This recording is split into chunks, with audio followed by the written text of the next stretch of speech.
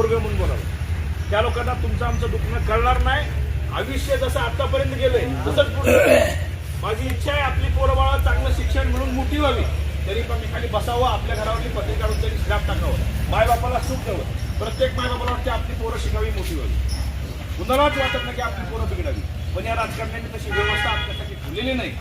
तिथून सुद्धा पुढं आपल्या भविष्यामध्ये आपल्यासारखं आपल्या पोराबाळांचा हाल होऊ नये म्हणून तुम्हाला हात जोडून विनंती करा. मला सहकार्य करा. 3 नंबरला माझं बॅट चिन्ह आहे. ज्या हक्कानं तुम्हाला मत मागायला आला, त्या हक्कानं तुमच्या अडचणी सोडवायला सुद्धा इथं येऊन सोडवी. तुम्ही माझ्यासाठी तुळजापूरला या, धाराशिवला या, पुणे, मुंबई करायची गरज पडणार नाही. कारण मी शेतकऱ्याचा, मला माहिती आहे माझ्या मायबापाचं काय हाल. तुम्हाला सुद्धा हात जोडून विनंती. आतापर्यंत कुणाशी ना कुणाची बटन दाबलाव, आता 20 तारखेला मी कुणाशी ना कुणाची दाबणार आहोत. तर बटन दाबायचे तर शेतकऱ्याच्या पोराचं दाबा.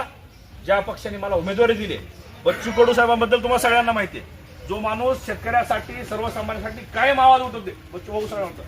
राजू शेट्टी साहेब, आतापर्यंत जेव्हा उसाला बिल वाढीव मिळालं, आतापर्यंत जेव्हा 2 रुपये का होईना, 5 रुपये का होईना, दुधाला भाववाढ मिळाली, राजू शेट्टी साहेबांच्या आंदोलनामुळे मिळाली. संभाजीराजे सर्वसामान्याचं हे सगळं नेतृत्व आहे. त्या पक्षाची उमेदवारी आहे. मला बांधवांनो, सगळ्यांनो, मायबापांनो हात जोडून तुम्हाला विनंती आहे, सहकार्य करा. कुणाच्या दारू मटणात कुठेही बळी न पडता मी तुमचं शेतकऱ्याचा, तुमची क्यू मलाच येणार आहे आणि माझी क्यू तुम्हालाच येणार आहे.